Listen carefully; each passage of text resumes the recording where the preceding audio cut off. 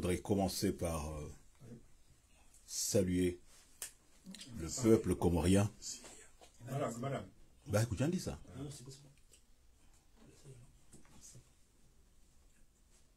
T'es effacé tout ce qu'on a dit ou non? À l'entente de mon propos, je voudrais exprimer mes chaleureuses salutations au peuple comorien qui nous regarde dans cette période difficile pour son avenir. Je m'adresse à vous,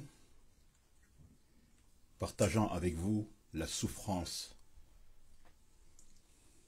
qui vous entoure, la souffrance qui vous mine de jour en jour et qui va toujours grandissant. Mais je ne saurais m'adresser à vous sans m'adresser aux partenaires du peuple comorien ou aux partenaires de l'Union de Comores. Par ces partenaires, je parle des États, je parle des organisations internationales, je parle de tous ceux qui, depuis notre indépendance, nous ont accompagnés. Je voudrais leur dire à ces partenaires qu'ils ont été témoins de l'indépendance de l'Union des Comores. Ils ont été témoins de cette indépendance que d'aucuns qualifient d'indépendance inachevée ou pour certains d'indépendance volée. Vous avez été témoins d'une indépendance qui a privé ce pays d'une partie de son territoire et qui, de fait, dès sa naissance, en tant que pays indépendant, a créé une crise dont nous payons encore les prix. Vous avez été témoin de cette indépendance ratée, mais vous avez été aussi témoin du fait que cette nation a connu plusieurs coups d'État qui ont eu, vous vous imaginez bien, un impact négatif, et c'est le moins qu'on puisse dire, pour son développement. Des coups d'État fomentés par des mercenaires qui ont mis à mal la démocratie qui était censée s'installer dans ce nouveau pays indépendant qui s'est inscrit aux Nations Unies en tant que pays composé de 4 îles, mais qui aujourd'hui voit une de ces îles reniée par une ancienne puissance colonisatrice.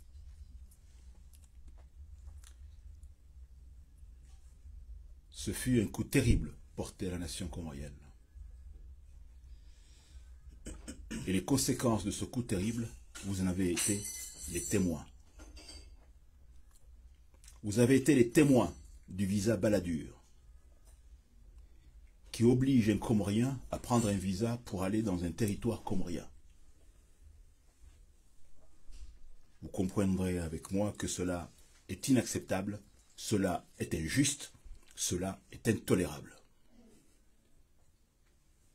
Et les Comoriens aujourd'hui payent toujours le prix de ce fameux visa Balladur, qui est la conséquence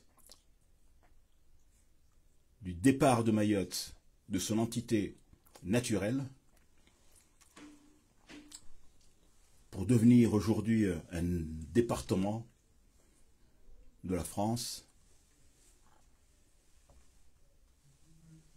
département, décisions qui ont été niées, qui ont été dénoncées plusieurs fois par des résolutions au sein des Nations Unies.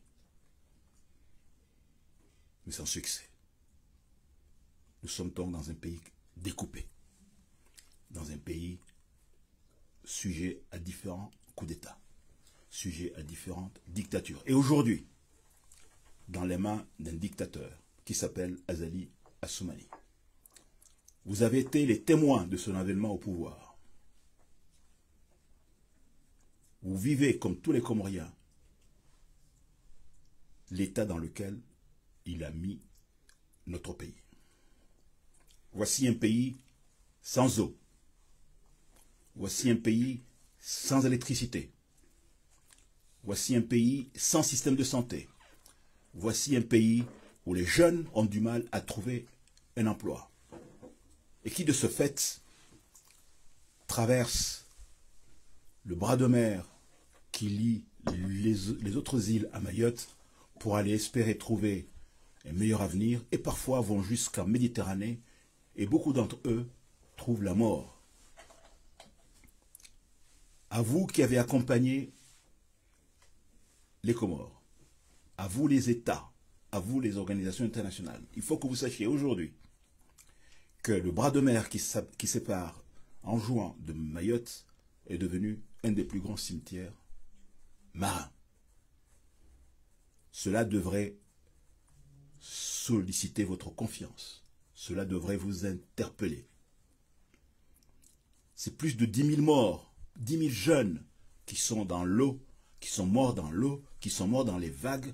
Et pendant ce temps-là, vous avez regardé ailleurs.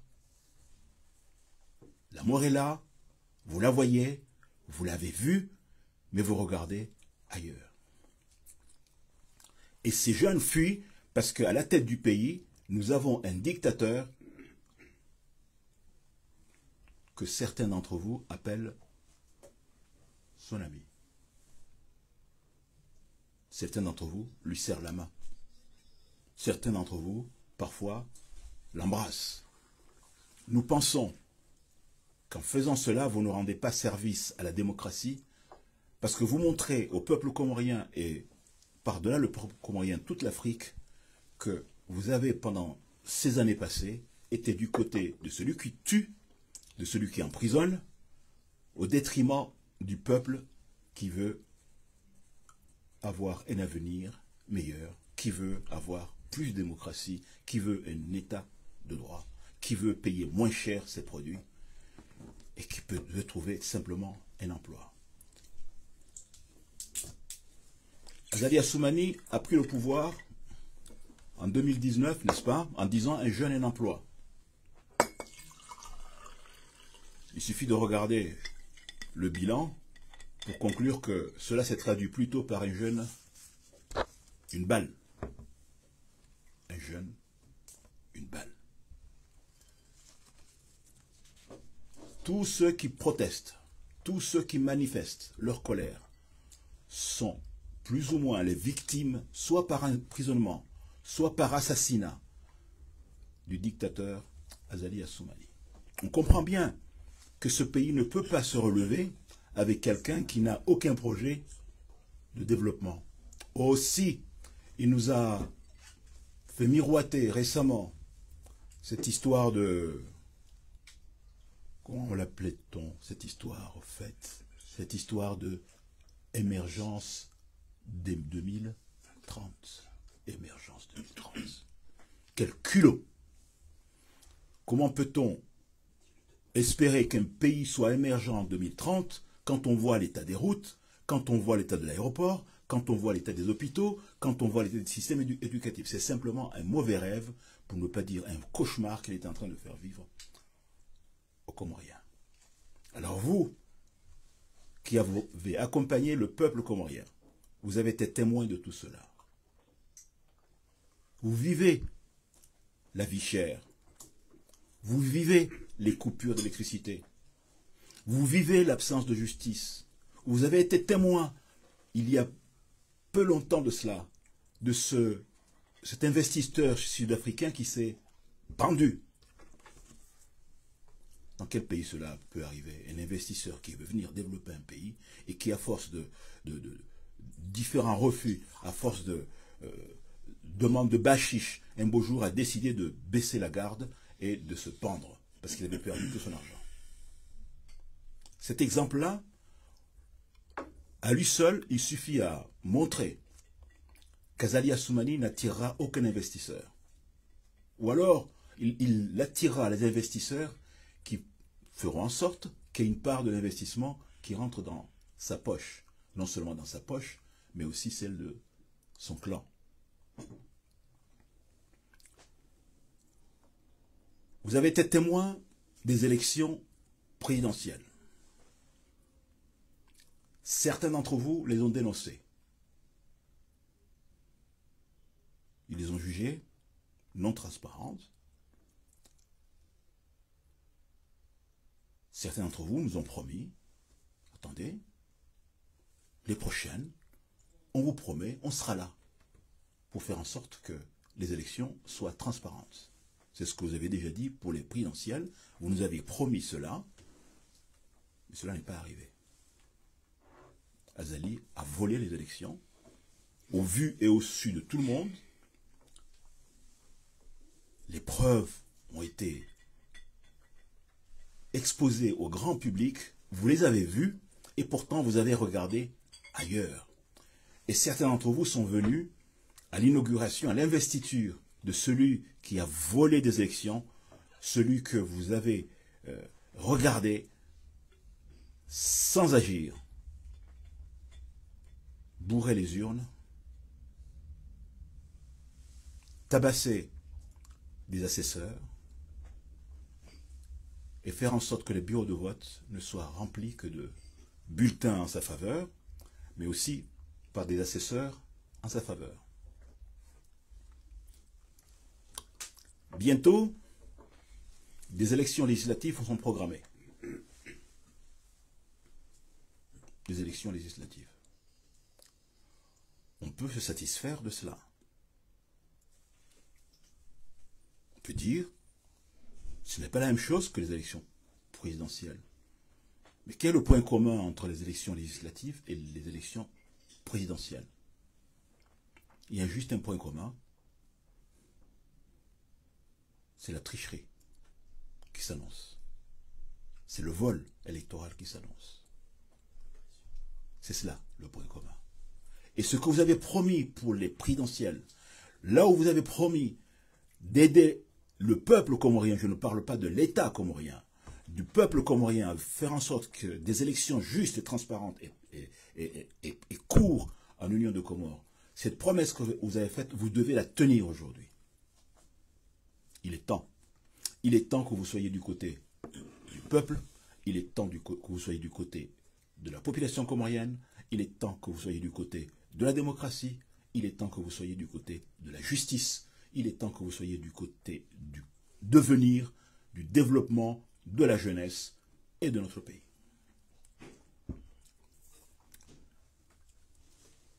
Une grève est annoncée le 16 décembre. Cette grève vient, non pas comme un cheveu sur la soupe, mais comme un point culminant aux souffrances que vit le peuple comorien. Le peuple comorien a faim. Le peuple comorien n'a peu ou pas de nourriture. La vie est chère. Les salaires sont bas. Les Comoriens mangent peut-être, pour certains, un repas par jour. Il suffit de voir un petit peu l'état physique dans lequel ils se trouvent. Les Comoriens ne se soignent pas dans leurs hôpitaux, ils se soignent en Tanzanie et ailleurs. N'est-ce pas? C'est à vous, maintenant, ceux qui avaient accompagné les Comores depuis son indépendance, ceux qui avaient devant vous tous les événements qui sont déroulés, c'est à vous de prendre vos responsabilités. Vous ne pouvez pas laisser les Comores seuls. Vous ne pouvez pas laisser les Comoriens seuls devant un dictateur qui est en train de détruire, et c'est un mot qui me fait mal, de détruire tout un pays et de prendre en otage toute une population, de mettre un point final au développement. Et ce ne sont pas ces projets chimériques d'émergence qui vont aider les Comoriens à sortir de la misère. J'attends de vous, en tant que Comoriens, mais d'abord en tant que Comoriens, que vous pensiez à nous, que vous pensiez aux Comoriens qui souffrent, J'attends de vous que vous arrêtiez de serrer la main, d'embrasser le dictateur. Parce que embrasser, serrer la main d'une main tachée de sang, c'est vous tacher vous-même.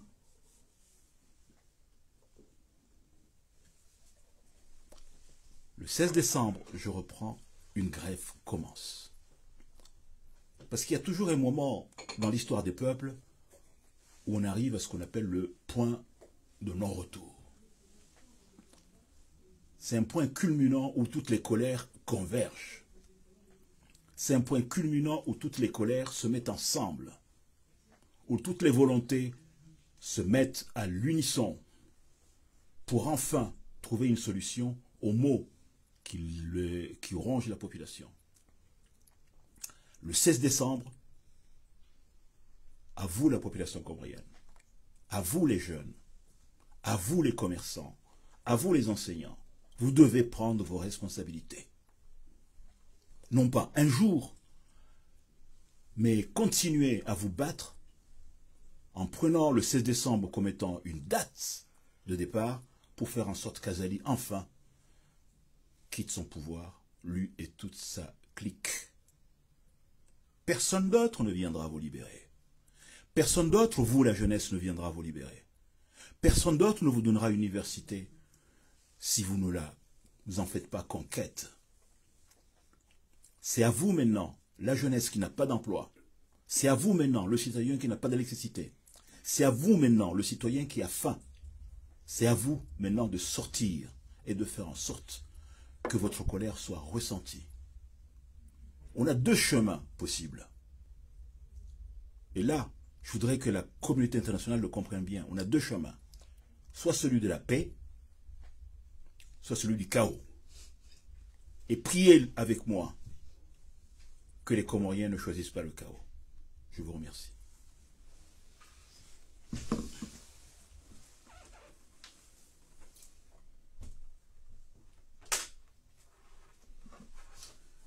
Docteur, la Convergence nationale pour la libération des Comores appelle aux Comoriens, le 16 décembre, de rester chez eux. Est-ce que ce n'est pas un mouvement comme les autres? Parce que les Comoriens ont connu beaucoup de mouvements. On a vu CNT, on a vu Front commun, on a vu... Je ne peux pas citer tous les mouvements. Convergence nationale pour la libération des Comores.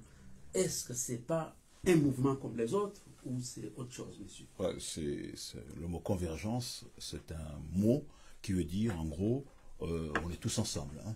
Petits, grands, femmes, hommes, on est tous ensemble. On est tous ensemble pour un combat.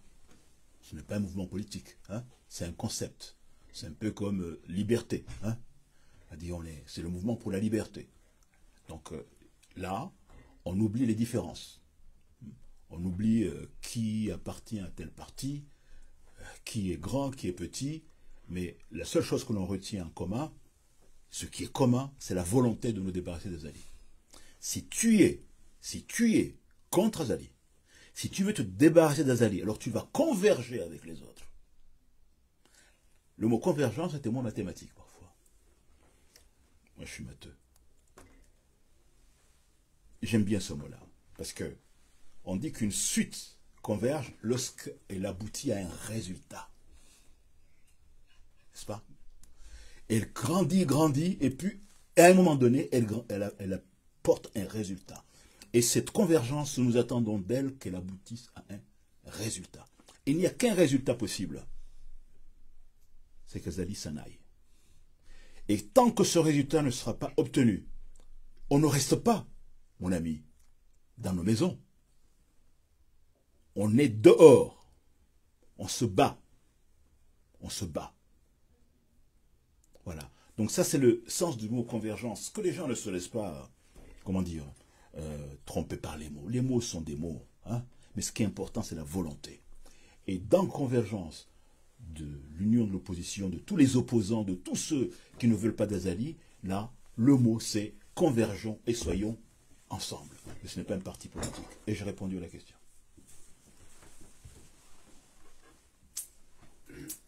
Bonsoir, docteur. C'est Dassin de Chambre de Comores. chanter ces scènes. On a vu que vous avez fait un appel à la communauté internationale. Qu'est-ce que vous attendez à cette communauté internationale, docteur?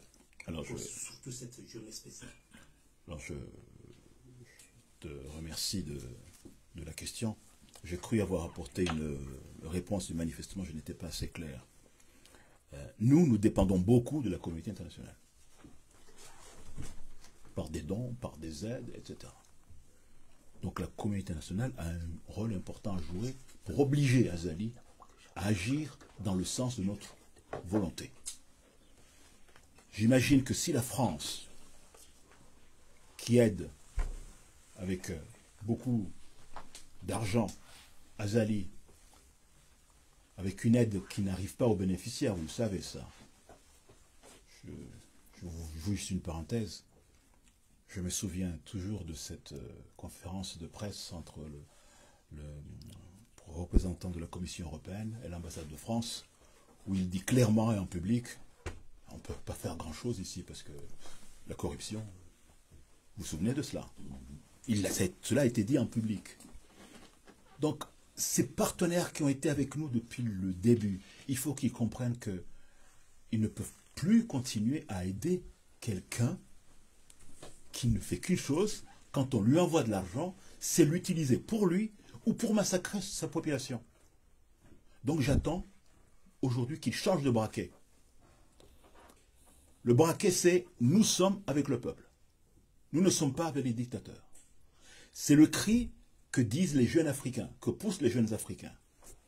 C'est le cri que les jeunes Africains demandent à la France, aux États-Unis, à tous ces pays, effectivement, qui sont en Afrique, donc qui sont aussi chez nous, de faire en sorte que leur aide, que leur pouvoir, leur influence soit dirigée vers un pays, le nôtre, en paix, où l'état de droit prédomine et où enfin l'économie se développe. Donc ce que j'attends le 16 décembre, c'est que les communautés internationales joignent leur cri au nôtre et qu'ils puissent dire nous avons compris la colère de ces gens, nous les avons compris, Azali. Il faut que tu fasses quelque chose, tu ne peux plus continuer à marcher sur cette population. Sinon, on ne fournit plus d'aide. Moi, c'est ce que je dirais, si je veux être cohérent avec moi-même. Je ne vais pas continuer à te fournir une aide si tu tues la population. C'est contraire à mes valeurs. Voilà ce que je dirais. Donc c'est ce que j'attends d'eux. Qu'ils crient avec nous, qu'ils agissent sur Azali et qu'ils le menacent à suspendre leur aide si jamais il ne va pas dans le sens de la démocratie, s'il ne va pas dans le sens des valeurs partagées par les Américains, par les Français, par tous ceux qui sont conformes à la Charte universelle des droits de l'homme et qui aiment la justice. Voilà. Et j'ai répondu à ta question. Docteur Zilé, on a vu que lors des précédentes élections, on a vu que la communauté internationale a bien vu les images qui ont circulé sur les réseaux partout, parce que même le président des observateurs avait dit que nous, on est là pour voir le déroulement des élections, mais pas pour commenter des images. Et aujourd'hui, vous en appelez à la communauté internationale. Concrètement, est-ce que vous pensez que la communauté internationale agit selon les événements à géométrie variable? Parce qu'il y a des pays où elle impose sa voix, mais il y a d'autres pays où elle n'impose pas sa voix. Qu'est-ce que vous pensez des Comores? Alors, mon sentiment, c'est que la communauté internationale ne bougera pas si nous ne bougeons pas. Jamais. Ils bougent quand ça bouge. Parce qu'en fait, ils se disent, ah, ces gens-là veulent se libérer, vraiment, ils sont prêts à perdre leur vie pour ça, alors je vais les aider. Mais si on y va mollement, hein, à faire des petites manifestations par-ci, par-là, des petites manifestations où il suffit de quelques gaz lacrymogènes pour que les gens soient dispersés, pensez-vous qu'ils vont bouger? Jamais. Tout le monde a vu que ces élections ont été volées. Mais il n'y a eu que quelques jeunes qui ont bougé, dont un a été tué par balle. Mais les autres, qu'ont-ils fait les autres? Qu'ont fait leur père, qu'ont fait leur mère, qu'ont fait leur maman, leur soeur? Mon ami, rien. Qu'est-ce que vous voulez que les États-Unis viennent bouger quand ils voient que les parents de ce jeune homme ne bougent pas? Donc il n'y a qu'une chose. Là, j'ai fait appel à la communauté internationale, certes, mais elle ne bougera pas si nous restons immobiles. Au Mali, au Burkina Faso, au Sénégal, les communautés bougent. Pourquoi? Parce que les jeunes descendent en masse dans la rue. Ils acceptent de recevoir les balles. Alors on va dire, mais t'es tranquille là-haut, t'es assis sur ton fauteuil, tu dis à nos enfants qu'il faut qu'ils... Non, je dis à ces enfants, de toute façon, votre avenir, il est fichu. Il est fichu. Vous ne serez rien avec cet homme-là. Alors tant qu'à faire, faites-le courageusement, comme des hommes, et faites en sorte que cette dictature prenne fin. Donc, à ta question, je reviens. La communauté internationale avait promis d'être présent, de surveiller les élections présidentielles. Elle a failli. Elle a failli. Parce qu'ils nous ont envoyé cet observateur-là de l'Union africaine, là, hein, qui lui, manifestement, dans la mesure où Azali était président de l'Union africaine, ah mon Dieu. Voilà donc un président, le seul président de l'Union africaine qui a été rejeté, déclaré persona non grata par 2 pays africains. C'est le premier, hein, c'est une histoire. Hein. La honte pour nous, hein, la honte. Et il ose dire qu'il a fait quelque chose d'important, alors que finalement il s'est servi du budget de l'État pour satisfaire une ambition personnelle. Donc, les États-Unis, parce que je pense que ce sont eux qui ont beaucoup parlé en termes de surveiller les élections, de faire en sorte qu'elles soient transparentes. Mais j'attends que maintenant ils tiennent leurs promesses. Puisqu'il va y avoir des élections. Je suis persuadé que si rien n'est fait, le coup est joué d'avance. Si le coup est joué d'avance, voilà ce qui va se passer. On va avoir une Assemblée nationale monochrome. On va voir le fils d'Azali, président de l'Assemblée nationale. Azali va démissionner parce qu'il est malade. Et selon la Constitution, qui prend le pouvoir? Son fils. Donc Azali est en train de préparer un coup pour faire de ce pays un pays monarchique. Vous me suivez? C'est grave. Avant on avait des sultans, maintenant on va avoir un roi. C'est grave. Et c'est ça. C'est ce que Azali est en train de faire. Et j'ai répondu à ta question.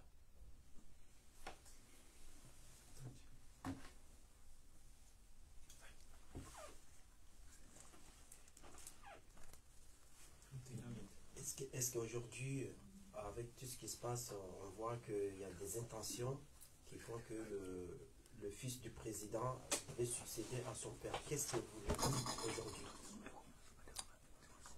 C'est ce que je viens de démontrer là. Je viens d'apporter la démonstration que le père est en train de préparer le terrain pour son fils. Et le raisonnement est le suivant.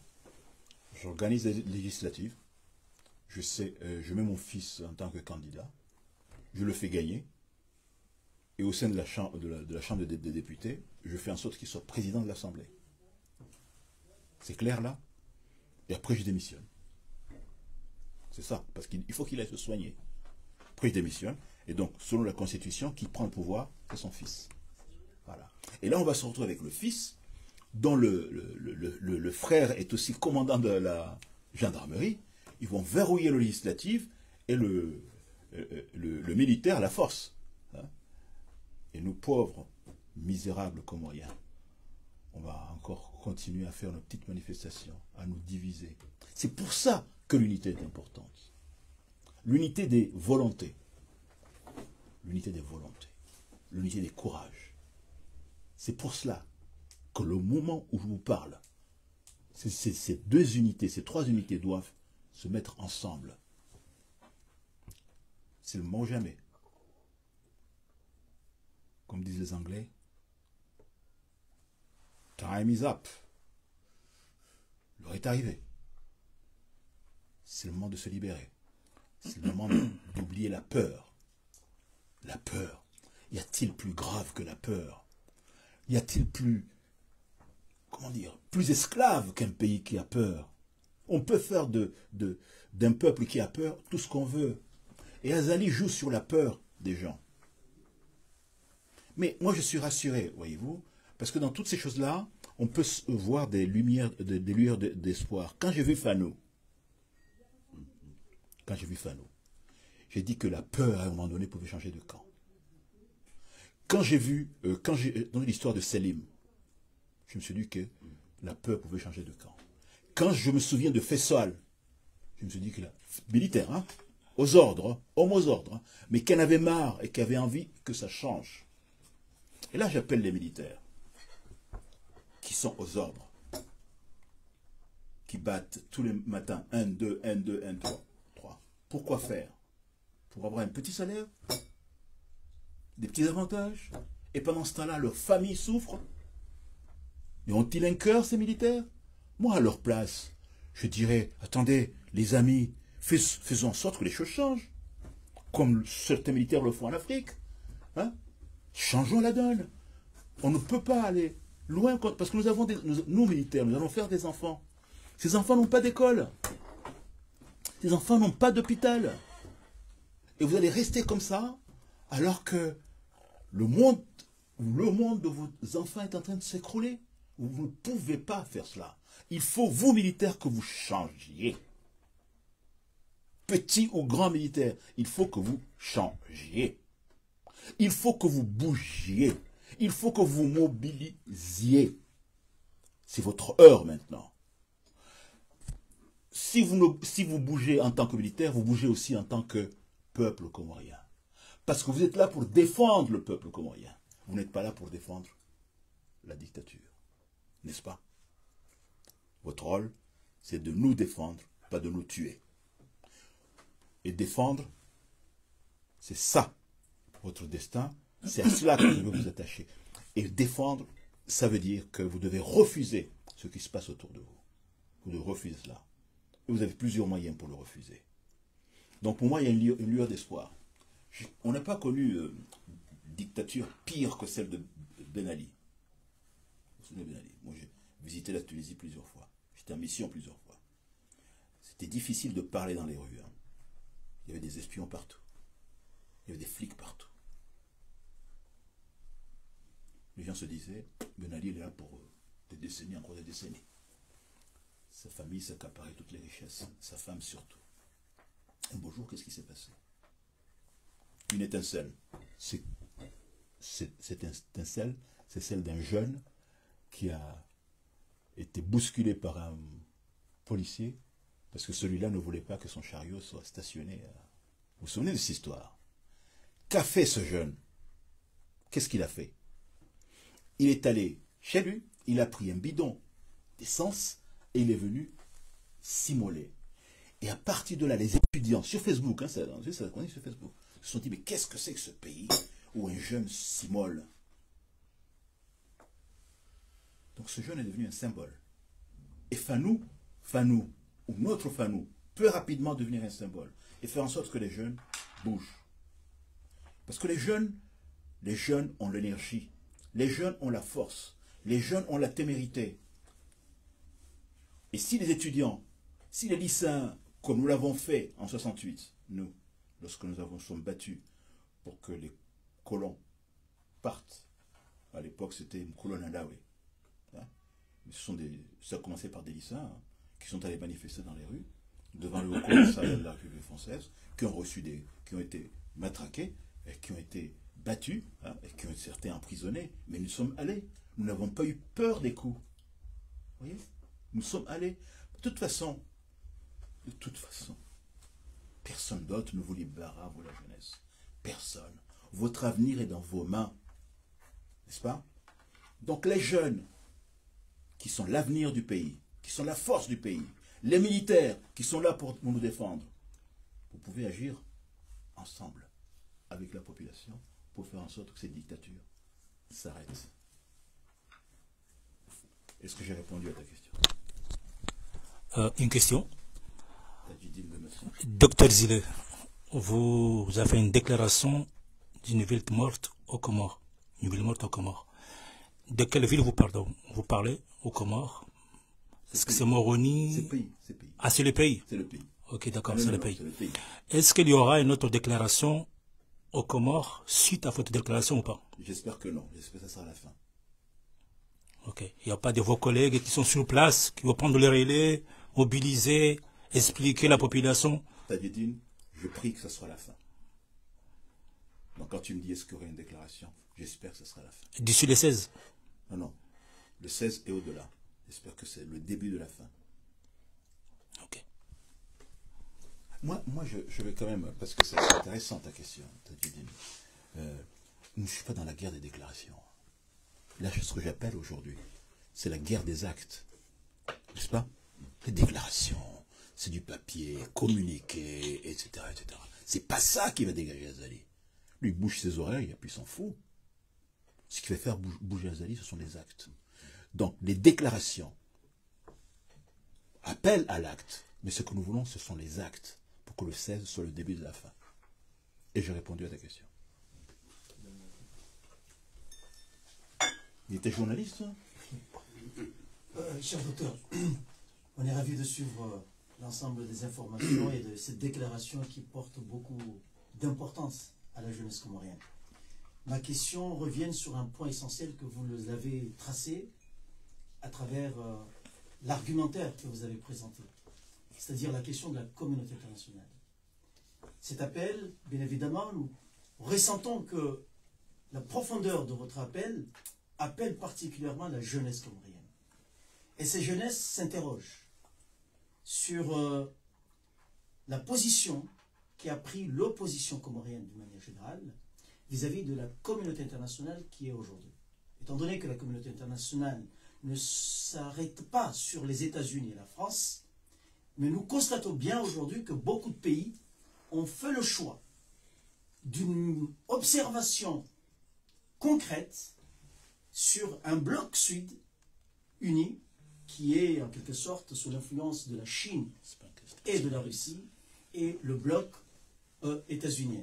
Est-ce que l'opposition, par le biais de ce mouvement qui cherche à rassembler, va prendre l'initiative d'aller voir l'ensemble de la communauté internationale pour qu'ils puissent trouver une solution globale pour que cette question comorienne devienne véritablement une question internationale et que toutes les influences puissent vraiment converger et trouver une solution pacifique à la nation comorienne. Merci. La réponse est dans ta question. C'est stratégique. Bien entendu, dans ce combat, il y a le combat sur le terrain, en local, les gens qui manifestent, les gens qui se battent, etc. Puis il y a le combat diplomatique. Le combat diplomatique doit être organisé de manière à ne négliger aucun partenaire potentiel. Si la Russie peut nous aider, let's go. Allons-y. Si la Chine peut nous aider à nous libérer, allons-y. Ok? Voilà. Donc, moi, je demande à toute l'opposition de considérer ce cas-là et de faire en sorte que ceux qui peuvent nous aider soient sollicités. Moi, je reste admiratif devant le travail que fait Sedla Rifou. On le voit régulièrement en train d'agir au niveau international.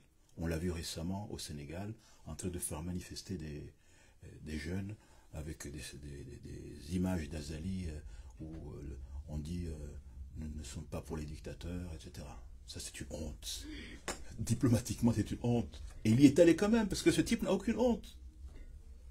Aucune honte. Et n'ayant pas de honte, c'est le Comorien qui n'a pas honte. En fait, ce qui est terrible, c'est que ce type nous fait honte à tous. C'est ça qui est terrible.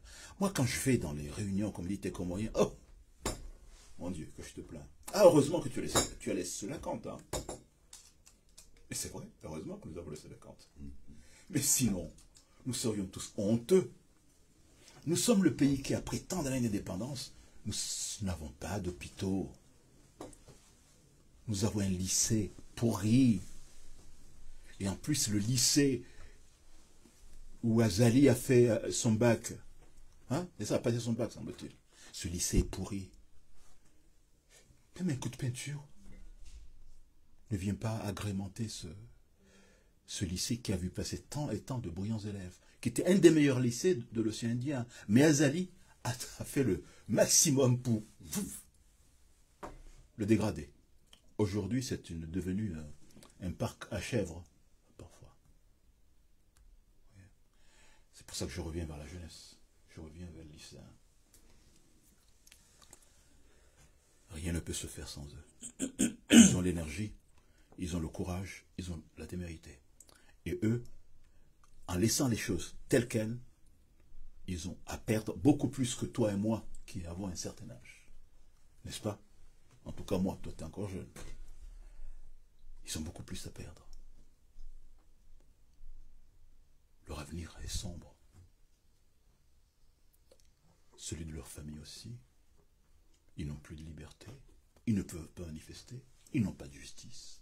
Ils ont faim. Ils n'ont pas d'énergie. Ils n'ont pas d'eau. Enfin, je pourrais faire une liste qui, à un moment donné, va me faire pleurer. Hein? Mais j'ai le courage quand même d'aller au bout. Ce pays va mal. Ce pays a mal. Et seule la jeunesse, à mon avis, a la possibilité aujourd'hui de la faire bouger. Seuls les militaires ont aujourd'hui la possibilité de le faire bouger. Seuls la jeunesse et les militaires, les jeunes soldats ont la possibilité de faire bouger ce pays. Et tout cela dans une volonté d'instaurer une démocratie, de restaurer l'état de droit, de revenir à l'ordre constitutionnel des accords de Fumboni, hein, tous ces accords qui nous ont apporté bon an, mal an, paix et stabilité. Ces accords doivent revenir. Voilà. C'est bon. Docteur, nous revenons à la journée du 16 décembre. Vous savez très bien que les Comoriens, ils sont divisés. Oui. Majorité soutient le régime d'Azali Assoumani. Majorité. Une majorité. Bon, il n'y a qu'une majorité. Une partie, voilà. Une partie qui soutient le régime et une partie qui sont dans l'opposition, disons. Quel adjectif a donné la journée du 16 décembre? Et quel message? C'est le début de la fin. Voilà. Et quel message à dire aux Comoriens? C'est le début de la fin. C'est le début de la fin. Le 16, vous allez vous libérer. Vous n'allez pas que manifester, vous allez vous libérer. Vous allez sortir de votre torpeur. Vous allez oublier la peur. Vous allez faire appel à votre courage. Vous allez vous souvenir de vos ancêtres qui sont battus. Moi, j'en ai un qui s'appelle Karizambo. Il s'est beaucoup battu. Lui, il s'est battu. Il est mort dans les champs de bataille. Il n'a pas eu peur. Il a accepté la mort. Et ses ancêtres doivent nous donner l'exemple. Parce que chaque fois, quand on fait quelque chose, on regarde ce qui s'est passé. Et on prend exemple sur ce qui s'est passé. Nous ne sommes pas des lâches. Et le 16 décembre, il faut que nous montrions que nous ne sommes pas des lâches. Et qu'il ne peut pas continuer à nous écraser.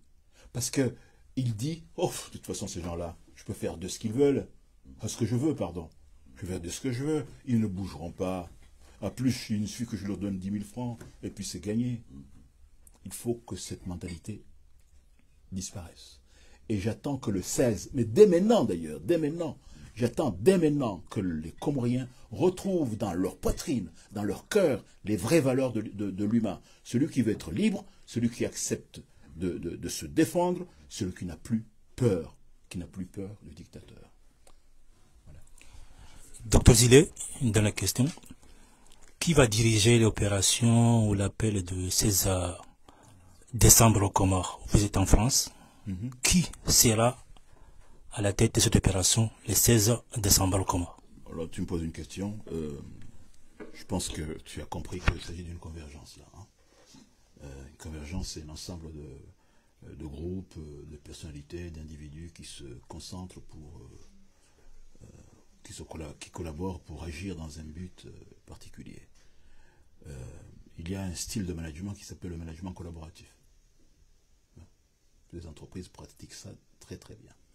Le management collaboratif arrive à consolider beaucoup de gens qui ont des divergences pourvu qu'ils aient un projet commun. Et c'est dans le cas de ce projet commun que les responsabilités sont allouées. Moi, dans les entreprises, j'ai appris cela. Il arrive même parfois dans des projets où le chef de projet était quelqu'un qui travaillait sous ma responsabilité. Parce qu'il avait les meilleures expertises. Je pense que c'est ce qui va se passer. l'équilibre se trouver sur le terrain.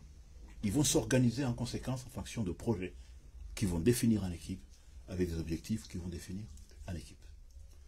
Voilà. Donc le chef, oui, il met des chefs de projet, pas des chefs de... Ok? Pas des chefs de projet. C'est-à-dire des gens qui vont se dire, je veux prendre la tête de ce projet pour le mener à bien. Et je veux le faire avec un tel et un tel. Nous partageons ensemble le même destin, le même dessein. Nous convergeons. Une dernière question pour moi. Quelle est l'idée, parce que d'habitude on appelle le peuple de descendre dans la rue, mais vous avez eu l'idée de dire plutôt de descendre dans la rue, restez chez vous. Mais quel est le message? Quelle est l'idée? Pourquoi? Je n'ai pas dit qu'il fallait qu'ils restent chez eux. C'est lui qui l'a dit. Moi, je ne l'ai pas dit. Moi, j'ai dit que le 16, c'est le début de la fin. Donc, le début de la fin, tu ne restes pas chez toi. J'ai dit, le 16, tu restes pas. En gros, tu ne vas pas au travail, quoi. Le mot rester chez vous, ça veut dire que tu ne vas pas au travail. Mais ça ne veut pas dire que tu ne descends pas dans la rue. En fait, il aurait fallu remplacer ce mot-là par tu ne vas pas au travail. Voilà. Mais ça veut dire que tu vas aller dans la rue. Et celles qui n'ont pas de travail. C'est encore mieux. Ils font quoi Ils vont descendre. Jeunes, Alors là, moi, si j'étais à leur place, je serais le premier à descendre. les jeunes qui ne travaillent pas, vous leur dites quoi? Les jeunes qui ne travaillent pas, qui n'ont pas de Et travail. si vous voulez continuer à ne pas avoir de travail, restez chez vous. Et sur les enseignants qui seront menacés, si vous, les enseignants qui seront menacés, si vous n'allez pas travailler ces jours-là, par exemple. Mais Dans tout le le monde. régime. Oui, mais c'est. Alors, Et le médecin. tu penses que l'on peut se battre sans recevoir des coups? Tu penses? Chaque fois, on sort ça. Si va là-bas, on va te mettre en prison. Tu penses qu'on peut se battre sans recevoir des coups? Moi, je suis né à Fungoli. Il y a un endroit qui s'appelle le Hitsoli. Tu y vas parce que tu acceptes de recevoir des coups.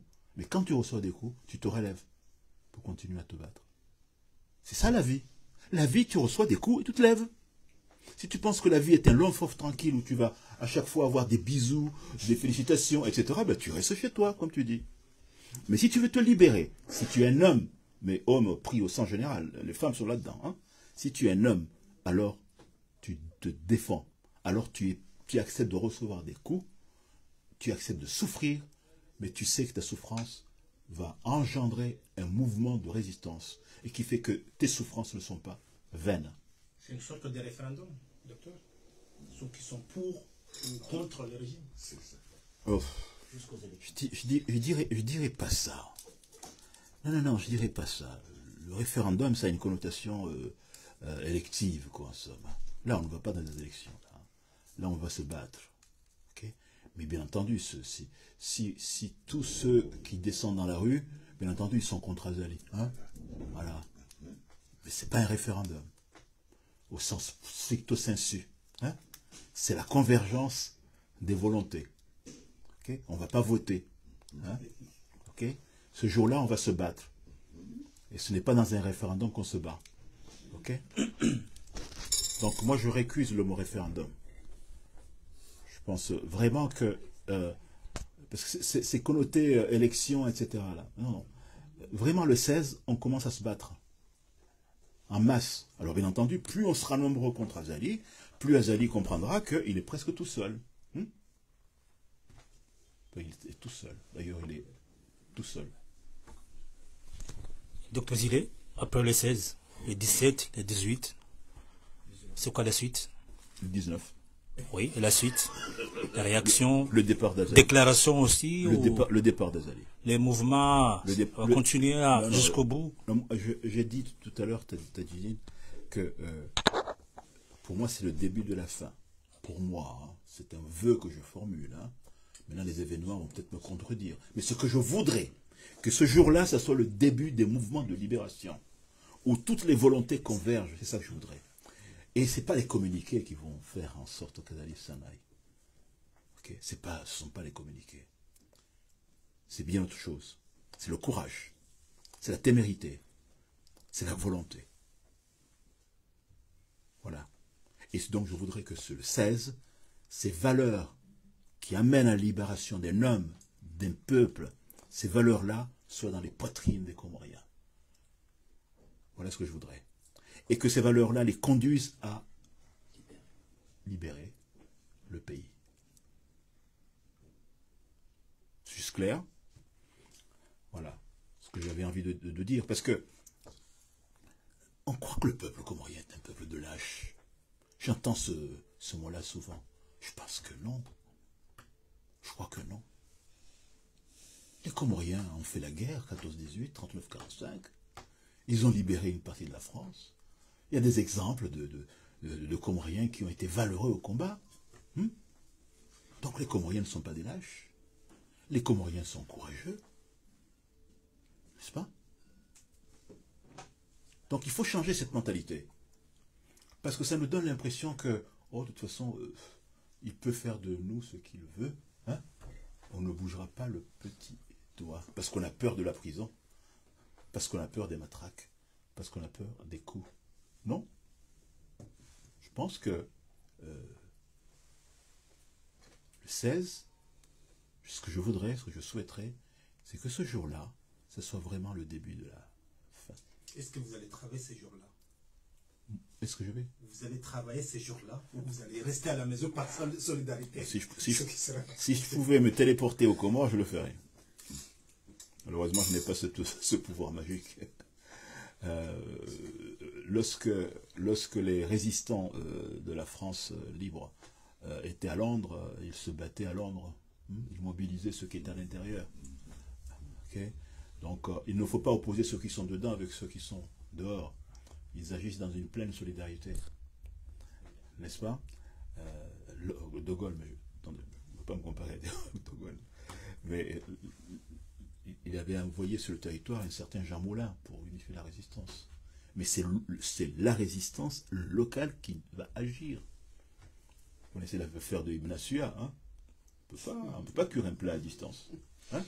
Nous ne pouvons que chauffer le feu, hein? Mais le feu est là-bas. Il n'est pas chez nous ici. Nous pouvons aider. Hein? Nous pouvons, comme nous le faisons, sensibiliser. Continuer à sensibiliser, leur dire que nous qui vous envoyons de... Parce que quand même nous faisons ça. Hein? Nous vous envoyons de l'argent presque chaque mois. Il faut maintenant que vous preniez en charge. Vous voyez? Vous preniez en charge. Vont-ils entendre ce message? Vont-ils entendre que ceux qui leur envoient de l'argent chaque mois leur demandent maintenant de prendre leur destin en main? Imaginez un seul instant. Un seul instant. Que nous arrêtions d'envoyer de l'argent chaque mois. Qu'est-ce qui se passerait? Qu'est-ce qui se passerait? La faim? La famine? Pour les gens qui ne sont pas payés, parce que nous sommes devenus des pansements. Je suis persuadé que si on n'envoie pas d'argent pendant 3 mois, alors là, les gens vont sortir de leur léthargie. Mais je sais que ça ne va pas arriver. Ça ne va pas arriver. Donc il faut trouver autre chose. J'en ai parlé tant de fois. On a même parlé d'arrêter d'aller aux Comores pendant 1 an, etc. Mais ça ne marche pas. Ça ne marche pas. Donc il faut trouver d'autres solutions qui réveillent le peuple, qui enlèvent la peur. L'union. Ensemble. Alors, l'union, c'est un mot formidable. Mais toutes les unions ne se valent pas. Il y a des unions, des unités, qui peuvent avoir des composantes qui passent du temps à se chamailler. On l'a vu à plusieurs reprises. On l'a vu ça. Et dans ce cas-là, l'unité ne fait pas la force. L'unité enlève la force. Ça veut dire que si vous aviez une composante très très forte, l'union peut l'abîmer. Mais là, dans notre propos, cette convergence, c'est faire en sorte que toutes ces composantes s'unissent dans un même élan pour faire la même chose ensemble. Et cette même chose, c'est nous débarrasser des élites. Merci, docteur. La conférence est arrivée à la fin. Votre dernier mot. Je suis désolé. Dernier mot qui ont fait. Ah ben je suis touché d'avoir à prendre cette parole. Je suis nouveau en politique. Alors certains me pardonneront mes maladresses. Je suis un professionnel et je suis venu à la politique récemment pour la pure et simple raison, c'est que j'aime mon pays et que je pense avoir des solutions pour ce pays. C'est pour ça que je suis là. Et c'est pour ça que je dis au peuple comorien que le 16, ça doit être le début de la fin. Et je serai, comme nous tous ici, je serai à leur côté pour les encourager, pour faire en sorte que notre pays soit enfin libre. Voilà le dernier mot. Merci. On applaudit.